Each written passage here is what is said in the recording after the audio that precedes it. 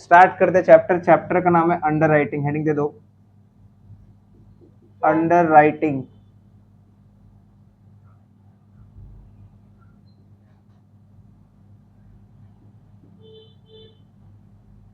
Of shares and debentures.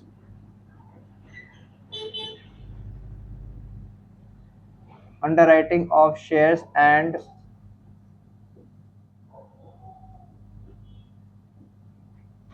Debentures.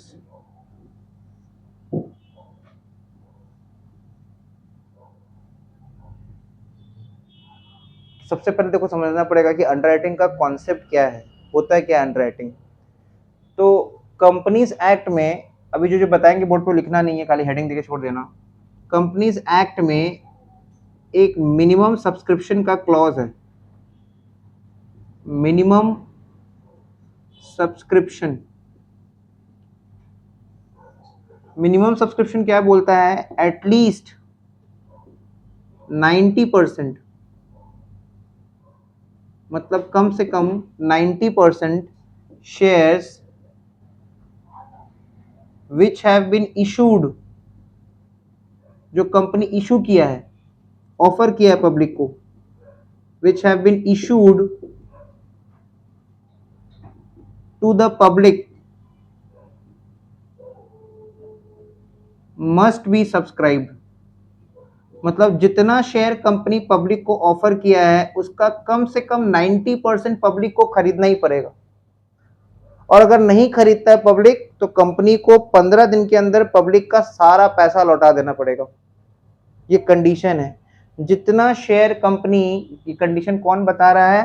ये condition बता रहा है द कंपनीज एक्ट 2013। तो कानून में ऐसा बात लिखा हुआ है कि जितना शेयर कंपनी इशू करेगा उसका कम से कम 90% पब्लिक को खरीदना ही पड़ेगा। जितना भी शेयर कंपनी इशू करेगा उसका कम से कम 90% पब्लिक को, तो जितना शेयर कंपनी इशू करेगा उसका कम से कम 90% पब्लिक को खरीदना ही पड़ेगा। मान लो for example company share issue किया है 1 लाख, ऑफर किया है पब्लिक को 1 लाख शेयर्स, तो इसका 90% मतलब 90,000 शेयर्स पब्लिक को खरीदना ही पड़ेगा। और जरूरी नहीं कि पब्लिक हमेशा 90% सब्सक्राइब कर ही दे। सोचो एक नया कंपनी है, कोई भी नया कंपनी है, ठीक है, नया कंपनी का शेयर जल्दी कोई खरीदेगा नहीं। नया कंपनी का शेयर जल्दी कोई नहीं खरीदेगा। नया कंपनी के बारे में कोई जानता नहीं है, नया कंपनी अपना बिजनेस स्टार्ट कर रहा है, ठीक है, उसके बारे में कोई जानता नहीं है, उसका कोई इन्फॉर्मेशन नहीं पता, उसका सेल्स का डेटा वेटा कुछ भी नहीं पता, जस्ट अभी बिजनेस स्टार्ट हो रहा है, तो उस केस में तो बहुत दिक्कत आ जाएगा। जल्दी कोई नया कंपनी का शेयर परचेज नहीं करेगा और ये इम्प्लाइड रहेगा कि उसका 90% सब्सक्रिप्शन अचीव नहीं होगा। और जब तक 90% सब्सक्रिप्शन अचीव नहीं होगा तब तक वो बिजनेस स्टार्ट नहीं कर सकता। तो प्रॉब्लम हो गया, तब तो कोई भी नया कंपनी का बिजनेस स्टार्ट ही नहीं कर पाएगा। तो इस प्रॉब्लम को सॉल्व करने के लिए सामने कौन आता है? अंडरराइटर्स लोग। अंडरराइटर्स लोग होते हैं काइंड ऑफ एजेंट। अंडरराइटर्स कौन कौन हो सकता है? कोई भी इंडिविजुअल अंडरराइटर बन सकता है, जैसे राम श्याम जोदू मोदू, कोई भी इंडिविजुअल अंडरराइटर बन सकता है। बैंक अंडरराइटिंग का काम करता है, बैंक अंडरराइटिंग का काम, देखो अंडरराइटर्स का काम होता क्या है। जैसे मान लो कि एक है राम, एक है श्याम, ठीक है, ये लोग का बहुत ज्यादा कांटेक्ट है, मतलब इनके बोलने पे पब्लिक कुछ भी कर देगा। ये लोग बहुत बड़ा इन्फ्लुएंसर है, यू अंडरस्टैंड, इन्फ्लुएंसर जो लोगों को प्रभावित करते हैं, जिनके बोलने पे पब्लिक कुछ भी कर देगा, मतलब सोच समझ के। तो राम और श्याम मान लो कि बहुत बड़ा इन्फ्लुएंसर है। अब तुम देख ही रहो यूट्यूब पे आज के डेट पे कितना सारा इन्फ्लुएंसर लोग है ना, वो लोग हम लोग को गाइड करते हैं, मोटिवेशनल स्पीकर्स हैं, हम लोग उनका बात सुनते हैं। तो कुछ कुछ अच्छे भी हैं, कुछ कुछ ठीक है। तो राम और श्याम, ठीक है, दो ठो अंडरराइटर है, एजेंट है मतलब। अब ये लोग का काम क्या है? लोग का ह्यूज कॉन्टैक्ट है, ह्यूज कॉन्टैक्ट, मतलब इनके कॉन्टैक्ट में मान लो 2-3 हजार आदमी है, इसके कॉन्टैक्ट में मान लो बहुत सारा आदमी लोग हैं। ऐसे करके मान लो राम है, श्याम है, जोदू है, मोदू है, ठीक है, 4 तो ऐसे अंडरराइटर हो गया, राम श्याम जोदू एंड मोदू, ठीक है, 4 तो अंडरराइटर हो गया। ये लोग का ह्यूज कॉन्टैक्ट और ये लोग का बहुत ज्यादा मार्केट में नाम फैला हुआ है और इनका मतलब मार्केट में बहुत ज्यादा ही मतलब लोग इनको फॉलो करते हैं। लोग इनसे फाइनेंशियल एडवाइस लेते हैं, क्या करे क्या नहीं करे। तो जब ये लोग अगर लोगों को बताएंगे कि एक नया कंपनी मार्केट में आ रहा है, उसका शेयर परचेज करो, तो डेफिनेटली इनके बोलने पे बहुत सारे लोग प्रभावित हो जाएंगे, बहुत सारे लोग इनके बातों में आ जाएंगे और इनके बातों में आके शेयर परचेज करेंगे, बिकॉज ये लोग क्या कर रहा है, इनका ह्यूज कॉन्टैक्ट है। अच्छा देखो सिद्धार्थ, सिद्धार्थ का ह्यूज कॉन्टैक्ट है। सिद्धार्थ का मान लो भी किसी फ्रेंड के साथ कोई झमेला हो गया, ठीक है, सिद्धार्थ एक ग्रुप बना दिया और उसमें बहुत सारा फ्रेंड धड़ाधड़ सब ज्वाइन कर लिया और ऑनलाइन झमेला हो गया। ये भी नया कॉन्सेप्ट है, ऑनलाइन झमेला। मान लो हो गया ऐसा करके, फॉर एग्जाम्पल सिद्धार्थ ऐसा हुआ था क्या? तो मान लो कि ऐसे करके ये लोग भी बहुत बड़ा ही ह्यूज कॉन्टैक्ट है इनका, इनका बात बहुत लोग सुनता है। तो राम श्याम जोदू मोदू ये लोग बोल रहा है ठीक है हम लोग बिक्री करवाएंगे शेयर्स। ये क्या है, 1 लाख शेयर बिक्री नहीं करवा पाएंगे, इतना हम लोग का कॉन्टैक्ट है, सब बिक्री करवा देंगे, टेंशन का बात नहीं है। लेकिन हम लोग फ्री में काम नहीं करेंगे। एजेंट लोग क्या चार्ज करता है? कमीशन। तो अब बात आएगा कि जो कंपनी 1 लाख शेयर ऑफर किया है पब्लिक को, अगर इसका फुल अंडरराइटिंग करवाता है, फुल अंडरराइटिंग मतलब कंपनी बोलता है कि देखो हम शेयर इशू करेंगे, कंपनी शेयर इशू करेगा, ये लोग थोड़ी करेगा, कंपनी शेयर ऑफर करेगा, लेकिन ये लोग को जिम्मेदारी दिया जाएगा। मान लो ये लोग जिम्मेदारी इक्वली बांट लिया, तो अगर जिम्मेदारी को इक्वली बांटेगा तो 1 लाख शेयर्स में से 25,000 शेयर्स का जिम्मेदारी ये ले लिया, बोल रहे हम बिक्री करवा देंगे। 25,000 शेयर्स का जिम्मेदारी ये ले लिया, ऐसे करके चारों लोग 25,000 शेयर्स का जिम्मेदारी ले लिया। तो ये जो 25,000 शेयर्स का ये लोग जिम्मेदारी ले रहा है, इसको हम लोग बोलेंगे चैप्टर में ग्रॉस लाइबिलिटी। ये अंडरराइटर्स का क्या बन जाएगा? लाइबिलिटी बन जाएगा, ग्रॉस लाइबिलिटी। तो सबसे पहला टर्म हम लोग सीख रहे हैं कि ग्रॉस लाइबिलिटी क्या होता है।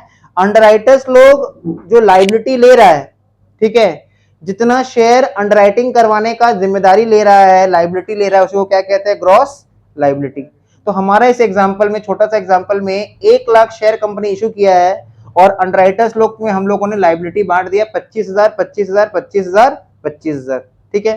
तो अंडरराइटर्स को लाइबिलिटी बांट दिया। अब क्या होगा, जो लोग राम के बोलने पे शेयर परचेज करेंगे, ठीक है, जो लोग राम के बोलने पे शेयर परचेज करेंगे, मतलब राम जिसको कांटेक्ट करेगा, कि राम तो बोलेगा ना, राम इन्फ्लुएंसर है, राम बोलेगा कि देखो इस कंपनी का शेयर परचेज करो। मार्केट में मान लो एक नया कंपनी आया है, ठीक है, RM limited, RM limited, Rashmika Mandanna limited, ठीक है, नया कंपनी आया मार्केट में आरएम लिमिटेड। तो बोल रहा है कि एक नया कंपनी है, इसका शेयर परचेज करो। तो राम क्या करेगा, लोगों को बताएगा इस कंपनी के बारे में, बोल रहा हम पर्सनली जानते हैं कंपनी का डायरेक्टर्स लोग बहुत अच्छा है, इसका जो आगे जो विजन है, जो मिशन है वो बहुत अच्छा है, आने वाला 5 साल में कंपनी ग्रो करेगा, तुम्हारा पैसा भी ग्रो करेगा इसके साथ। तो राम क्या करेगा, लोगों को इन्फ्लुएंस करेगा और बोलेगा कि इस कंपनी का शेयर परचेज करो। तो राम ने रेस्पॉन्सिबिलिटी कितना लिया है? 25,000। अब जो लोग राम के बोलने पे आके शेयर परचेज करेंगे, वो लोग क्या करेंगे, राम के नाम का फॉर्म फिलअप करेंगे। देखो फॉर्म 2 तरह का होगा, ठीक है, एक होगा marked application, marked application, marked application को हम लोग प्यार से बोलेंगे मां, ठीक है, और एक होगा अनमार्क्ड एप्लीकेशन, अनमार्क्ड एप्लीकेशन को प्यार से बोलेंगे उमा, उमा होता है ना, उमा ऐसे वाला उमा, ठीक है। तो एक मार्क्ड एप्लीकेशन और एक अनमार्क्ड एप्लीकेशन। तो जो लोग राम के बोलने पे शेयर परचेज करेंगे, राम उनको बोलेगा देखो मेरा ही नाम का मार्क्ड एप्लीकेशन फिलअप करना, श्याम के नाम का मत कर देना। बोला नहीं भाई हम तो राम आपको ही पहचानते हैं, आप ही का नाम का फिलअप करेंगे। जो लोग श्याम के बोलने पे शेयर परचेज करेंगे, वो लोग श्याम का नाम का मार्क्ड एप्लीकेशन फिलअप करेंगे, फॉर्म भर के देंगे, वाटर मार्क रहेगा उसमें, मान लो राम का, श्याम का, जोदू का, मोदू का। कुछ फॉर्म ऐसा भी रहेगा जो किसी के बोलने पे नहीं होगा, मतलब कुछ पब्लिक ऐसा होगा जो किसी के बोलने पे शेयर परचेज नहीं कर रहा, उसका बहुत दिन से मन था एक नया कंपनी का शेयर परचेज करेंगे, तो किसी के बोलने पे वो पब्लिक नहीं आ रहा है, ना राम के बोलने पे आया, ना श्याम के बोलने पे आया, ना जोदू के बोलने पे आया, ना मोदू के बोलने पे आया। तो वो लोग कौन सा फॉर्म उठाएगा? अनमार्क्ड उठाएगा। जैसे मान लो स्टूडेंट्स में भी बहुत लोग होता है कि किसी के बोलने पे वो लोग आता है ना। जैसे सिद्धार्थ बताओ तुम किसके रेफरेंस से ट्यूशन ज्वाइन किए थे? रोहन। तो सिद्धार्थ के लिए मार्क्ड एप्लीकेशन क्या हो गया? रोहन। रोहन के बोलने पे, इन्फ्लुएंस करने पे सिद्धार्थ ने ट्यूशन ज्वाइन किया। मान लो कुछ स्टूडेंट ऐसा होगा जो रास्ता चलते हुए जा रहा, देखा बोर्ड लगा हुआ है और यहाँ पे हमेशा मतलब पढ़ाई भी दिखता है, होते रहता है, ठीक है। तो इन दैट केस मान लो वो लोग बोल रहे हैं कि नहीं हम लोग यहाँ पे ज्वाइन करेंगे, तो वो लोग किसी के बोलने पे नहीं आया, तो वो लोग कैसा एप्लीकेशन होगा, अनमार्क्ड एप्लीकेशन। मतलब अगर अंडरराइटर्स के बोलने पे जो लोग शेयर परचेज करेंगे वो लोग क्या फॉर्म फिलअप करेंगे, जो लोग राम के बोलने पे आ रहे हैं वो लोग मार्क्ड एप्लीकेशन राम का फिलअप करेंगे, जो लोग श्याम के बोलने पे आ रहे हैं वो लोग मार्क्ड एप्लीकेशन श्याम का फिलअप करेंगे, जोधू वाला लोग जोधू का एप्लीकेशन, मोदू वाला लोग मोदू का एप्लीकेशन। कुछ लोग ऐसे होंगे जो किसी के बोलने पे नहीं आ रहे हैं, वो खुद से आ रहे हैं, तो लोग क्या फिलअप करेंगे, अनमार्क्ड एप्लीकेशन। तो एप्लीकेशन फॉर्म दो तरह का हो गया, एक मार्क्ड एप्लीकेशन मार्क्ड फॉर्म्स और एक अनमार्क्ड फॉर्म्स। अब क्या होगा, मान लो यहां पे हम थोड़ा नाम लिख दे रहे हैं, राम श्याम जोधू और मोदू, 25,000 का इसने ग्रॉस लाइबिलिटी लिया था, इसका marked form marked application marked application मान लो आ गया 20,000, मतलब इसने जिम्मेदारी लिया था 25,000 का, इसका मार्क्ड एप्लीकेशन कितना आ गया 20,000, ठीक है। इसने जिम्मेदारी लिया था 25,000 का, मान लो इसका आया 12,000। जरूरी थोड़ी सब कुछ सेम रेट पे इन्फ्लुएंस करेगा, किसी का इन्फ्लुएंसिंग पावर बहुत ज्यादा होता है, किसी का कम होता है। ये जोधू है, ठीक है, तो इसका 7,000 हुआ और इसका ज्यादा नहीं हो पाया, बहुत ज्यादा बात बड़ा बड़ा बात बोल रहा था लेकिन ज्यादा कर नहीं पाया, ठीक है। नहीं मोदू लिखा हुआ है। 20 और 12 कितना, जल्दी बताओ, 32, 32 और 7 कितना 39, 39 और 3 कितना 42, तो ये मार्क्ड फॉर्म आ गया 42, ठीक है, मार्क्ड फॉर्म आ गया 42। मतलब मार्क्ड एप्लीकेशन 1,00,000, ये पूरा स्टोरी है, 1,00,000 शेयर में से मार्क्ड एप्लीकेशन कितना आ गया 42,000। तो हम यहाँ पे लिख दे रहे हैं अनमार्क्ड एप्लीकेशन को हम शॉर्ट में उमा लिख रहे हैं, अनमार्क्ड एप्लीकेशन मान लो आ गया 20,000, 20,000 शेयर। अब क्या करें, कंपनी शेयर इशू किया था 1,00,000 और पूरा का पूरा अंडरराइटिंग का जिम्मेदारी किसको दे दिया, अंडरराइटर्स को। 4 अंडरराइटर्स कौन कौन था, राम श्याम जोधू और मोदू, ये 4 अंडरराइटर था, इनको कंपनी जिम्मेदारी दे दिया था। ये लोग जिम्मेदारी ले भी लिया, बोल रहा हम लोग इक्वली बांट लेते हैं जिम्मेदारी, तो जिम्मेदारी जो वो लोग बांट रहे हैं उसको क्या बोलेंगे, gross liability in terms of shares, रुपया पैसा नहीं है, यहाँ एक भी रुपया पैसा का बात नहीं हो रहा, शेयर्स का बात हो रहा है। तो राम बोल रहा है 25,000 शेयर बिक्री करवा देंगे, ये बोल रहा है 25, ये 25, तो सब कुछ बोला तो बहुत बड़ा बड़ा बात, लेकिन मार्क्ड एप्लीकेशन देखो कितना कितना आया, राम का इतना है, ठीक है, राम का इतना है, श्याम का इतना है, जोधू का इतना है, मोदू का इतना है, इस तरह से है। तो सबका जो मार्क्ड फॉर्म आ रहा है वो सेम नहीं है, और कुछ अनमार्क्ड भी है। तो अभी तुम देखो पब्लिक टोटल खरीदा कितना, एक 42,000 शेयर्स ये वाला और 20,000 शेयर्स ये वाला, तो कुल मिला के 1,00,000 शेयर्स में से पब्लिक 62,000 शेयर्स खरीद लिया। इतना क्लियर, कंपनी 1,00,000 शेयर ऑफर किया, ये लोग ग्रॉस लायबिलिटी बांट लिया अपने में इक्वली 25 25 25 25, ठीक है। कुछ मार्क्ड फॉर्म्स था, कुछ अनमार्क्ड फॉर्म्स था। जो लोग राम के बोलने पे आए हैं वो राम का मार्क्ड एप्लीकेशन उठाए होंगे, जो लोग श्याम के बोलने पे आए हैं श्याम का मार्क्ड एप्लीकेशन उठाए होंगे। इस तरह से पता चल गया किसका कितना मार्क्ड फॉर्म आया। तो 42,000 एप्लीकेशन मार्क्ड एप्लीकेशन, 20,000 मान लो अनमार्क्ड एप्लीकेशन, तो 1,00,000 में अगर 62,000 फॉर्म फिलअप हो चुका है, 62,000 शेयर्स अप्लाई एप्लीकेशन आ चुका है, तो कितना अभी भी नहीं आया है, 38,000 शेयर्स। ना क्वेश्चन ये आ रहा है कि 38,000 शेयर्स कौन खरीदेगा, तो जो जिम्मेदारी लिया वही खरीदेगा। जिम्मेदारी का मतलब क्या होता है, तुम जिम्मेदारी लिए थे ना, तो अगर काम पूरा नहीं कर पाए तो तुम्हें को खरीदना पड़ेगा, तो 38,000 शेयर्स अंडरराइटर्स लोग खुद खरीदेंगे ना। क्वेश्चन क्या आता है, कौन कितना खरीदेगा, इसी को लेके चैप्टर है। ऐसा मत सोच लेना कि 38,000 में इक्वली 1/4 कर देंगे, तब तो चैप्टर ही नहीं होता। चैप्टर इसी को लेके है कि अंडरराइटर्स लोग का लायबिलिटी कितना है, ठीक है, अंडरराइटर्स लोग का लायबिलिटी कितना है। 38,000 शेयर्स में कौन कितना खरीदेगा, इसके लिए हम लोग एक टेबल बनाएंगे, और टेबल बना के हम लोग सीखेंगे कि 38,000 शेयर्स में कौन कितना परचेज करेगा। तो एक बार फिर से देखो रिपीट कर दे रहे हैं, कंपनी कितना शेयर इशू किया 1,00,000, लाइबिलिटी लिया शेयर होल्डर्स ने, क्रॉस लाइबिलिटी 25,000 25,000 25,000 25,000, ठीक है।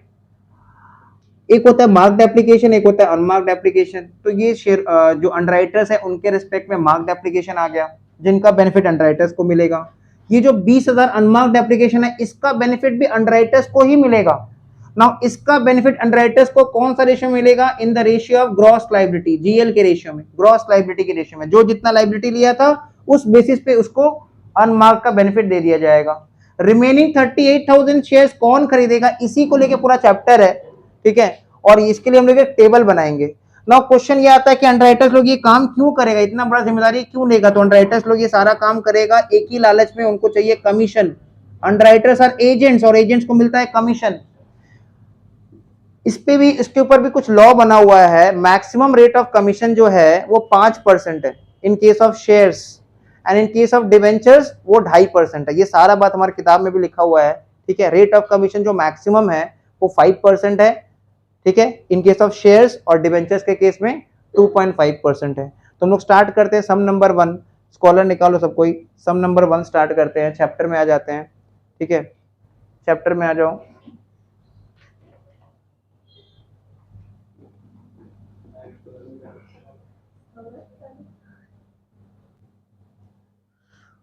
तो अभी हम लोग वो टेबल का फॉर्मेट लिख लेंगे जिसके बेसिस पे सम्स बनेगा। तो फॉर्मेट कुछ इस तरह से है, लिखो statement showing liability, statement showing liability, ये हम लोग अभी फॉर्मेट लिख रहे हैं चैप्टर का। लाइबिलिटी ऑफ अंडरराइटर्स, ब्रैकेट में लिख देंगे in shares. Statement showing liability of underwriters, bracket में लिख देंगे इन शेयर्स। मान लो 3 अंडरराइटर है, एक ए है, एक बी है और एक सी है, और एक कॉलम बना देंगे हम लोग हमेशा टोटल का। तो ए बी सी मान लो 3 अंडरराइटर है, तो statement showing liability of underwriters bracket में इन शेयर्स। सबसे पहले लिख देंगे ग्रॉस लायबिलिटी, ये सम्स नहीं है, ये फॉर्मेट है, पहले फॉर्मेट कॉपी कर लो फिर अभी सम्स करेंगे। ग्रॉस लायबिलिटी, तो ग्रॉस लायबिलिटी जिसका जितना होगा वो क्वेश्चन बता देगा, ठीक है। जितना शेयर कंपनी इशू किया उसमें से कितना परसेंट शेयर होल्डर्स लोगों ने अंडरराइट, शेयर होल्डर्स बोल रहे हैं, अंडरराइटर्स ने अंडरराइटिंग किया है, मतलब जिम्मेदारी लिया है बिक्री करवाने का, उसी को बोलते हैं ग्रॉस लायबिलिटी। कि ग्रॉस लायबिलिटी क्वेश्चन में दिया हुआ रहेगा। इससे हम लोग क्या लेस कर देते हैं, पहले लेस कर देते हैं मार्क्ड एप्लीकेशन, मतलब मार्क्ड फॉर्म्स। मार्क्ड फॉर्म्स बोलो या फिर मार्क्ड एप्लीकेशन बोलो, मतलब मां। ग्रॉस लायबिलिटी से पहले मां को लेस करते हैं, उसके बाद जो फिगर्स आएगा वो पॉजिटिव भी आ सकता है, नेगेटिव भी आ सकता है। नेगेटिव कैसे आ जाएगा, सोचो ए का ग्रॉस लायबिलिटी 25,000 है, उसका इन्फ्लुएंसिंग पावर इतना ज्यादा है, वो लायबिलिटी लिया था 25,000 का और उसके बोलने पे 30,000 शेयर बिक गया, इतना इन्फ्लुएंसिंग पावर ज्यादा है। तो इन दैट केस उसका नेगेटिव हो जाएगा ना, ग्रॉस लायबिलिटी 25 और ये मार्क्ड एप्लीकेशन 30, तो नेगेटिव 5। नेगेटिव मतलब यहाँ पे अच्छा है, मतलब उसका पावर इतना ज्यादा है कि वो जिम्मेदारी लिया 25 का, बेच के दिखा दिया 30,000। तो उसका जो एक्स्ट्रा मेहनत बोलो या फिर एक्स्ट्रा क्रेडिट, वो अल्टीमेटली बाकी लोगों को मिलेगा। वो लेके क्या करेगा, वो अल्टीमेटली वो जो नेगेटिव आएगा उसको बाकी लोगों में बांट देंगे। 4 ठो अंडरराइटर है, अगर एक ने काम ज्यादा कर दिया तो ज्यादा वाला काम बाकी तीनों में बांट देंगे, ठीक है। तो अगर नेगेटिव आ जाता है तो इस स्टेज में नेगेटिव को आगे बढ़ाना है, तो लिखेंगे less unmarked application. Marked application के बाद लेस कर देंगे अनमार्क्ड एप्लीकेशन। और याद रखना अनमार्क्ड एप्लीकेशन को कौन सा रेशियो में हम लोग बांट देते हैं, in the ratio of gross liability. ये बात लिख लो यहां पे, in the ratio of gross liability, GL.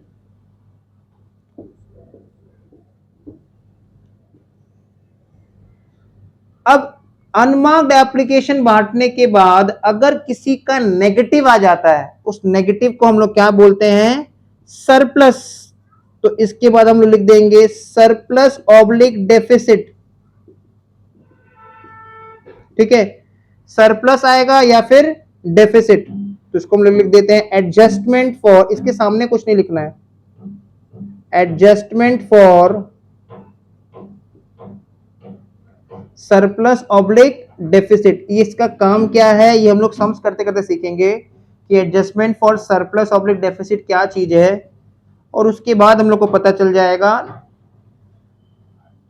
Net liability या लायबिलिटी ऑफ अंडरराइटर्स।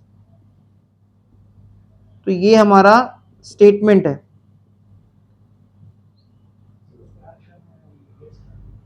सबको लेस करना है, सरप्लस को क्या करना है वो सम्स करते करते देखेंगे, कभी ऐड होगा कभी लेस होगा, किसी में क्यों होगा वो करते करते देखेंगे।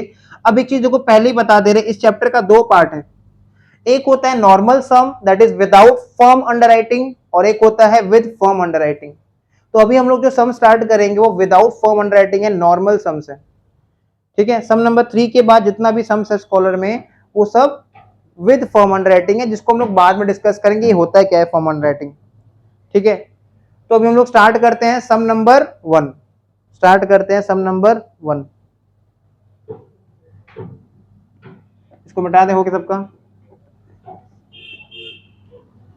फॉर्मेट, देखो स्कॉलर में भी दिया हुआ है। सम नंबर 1 देखो सबको, सम नंबर 1 देखो क्या लिखा है,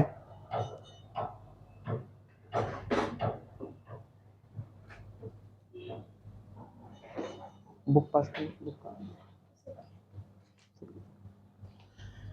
देखो लिखा है A limited issued 1 lakh equity shares, company कितना शेयर इशू किया है 1 lakh. The whole of the issue was underwritten, पूरा का पूरा शेयर अंडर राइटिंग में दे दिया है वो लोग।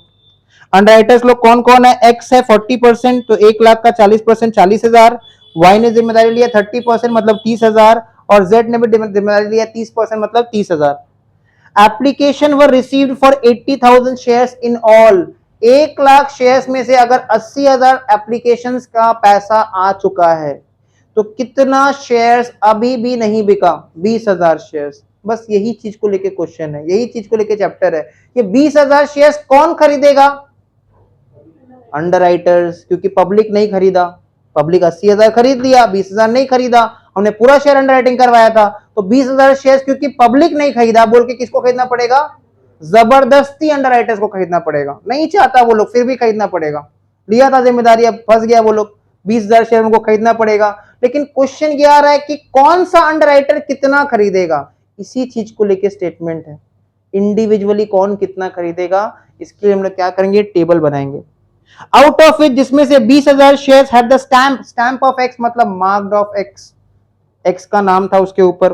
Those for 10,000 shares had that of Y, मतलब वाई का मार्क्ड एप्लीकेशन 10,000 है, and 20,000 shares had that of Z. The remaining application for 30,000 shares did not bear any stamp, उसके ऊपर कोई स्टैंप नहीं था, मतलब वो अनमार्क्ड एप्लीकेशन है। हम लोग को दिखाना है show the liability of the underwriters. तो स्टार्ट करते हैं, हम हेडिंग दे देंगे some number 1, statement showing liability of underwriters bracket में in shares, statement showing liability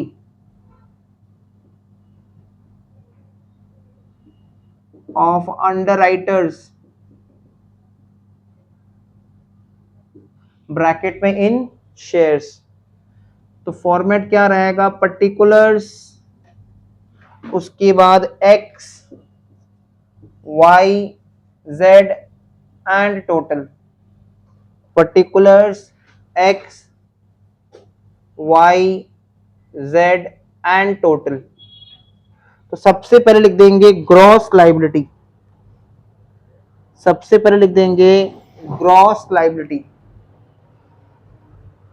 तो ग्रॉस लायबिलिटी कितना कितना लिखेंगे, एक्स में लिखेंगे 40,000, क्योंकि 1 लाख शेयर्स का 40% एक्स बोल रहा है वो खरीदेगा, मतलब वो जिम्मेदारी लेगा, खरीदेगा नहीं मतलब वो जिम्मेदारी लेगा बेचने का।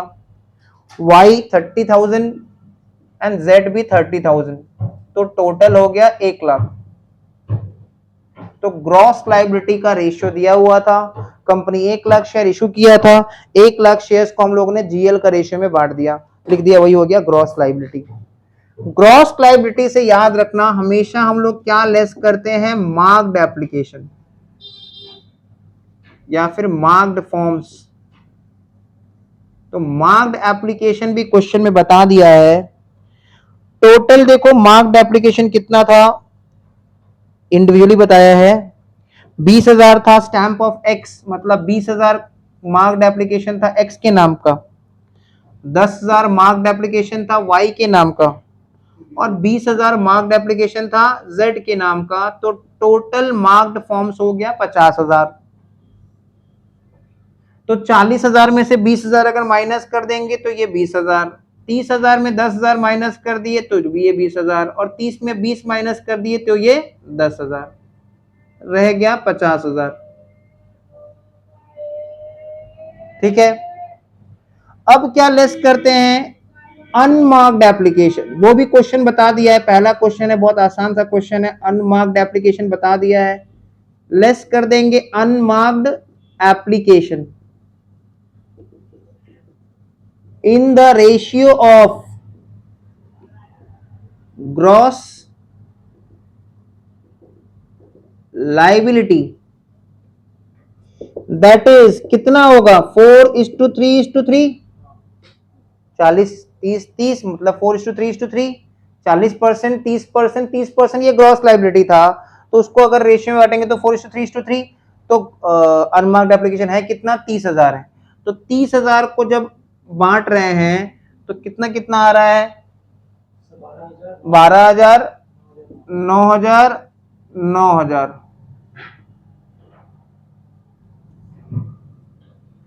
तो 20 में अगर 12,000 माइनस कर दिए तो आ गया 8,000, 20 में 9 माइनस कर दिए तो आ गया 11,000, 10 में 9 माइनस कर दिए तो आ गया 1,000।